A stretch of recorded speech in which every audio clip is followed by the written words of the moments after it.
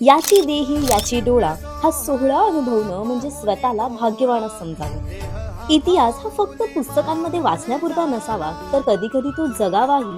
आणि यंदा हाच इतिहास जगण्यासाठी मी गेले होते रायगडावर, ते पण राज्याभिषेक सोहळा अनुभवण्यासाठी. हाय, मी श्वेता.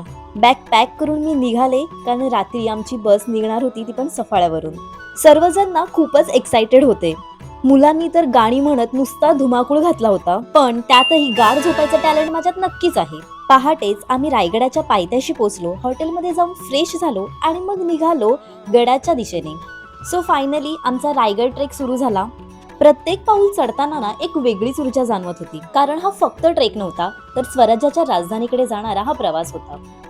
पाय जरी थकले असतील ना, तरी मनामध्ये ना एक वेगळाच उत्साह होता. गड चढताना सर्वात पहिला दर्शन घेतलं ते हनुमानाचं.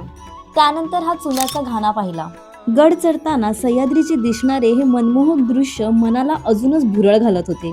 आणि आमचं नशीब इतकं चांगलं होतं की महादरवाजावर तोरण उभारतानाचं हे दृश्य आम्हाला पाहायला मिळालं.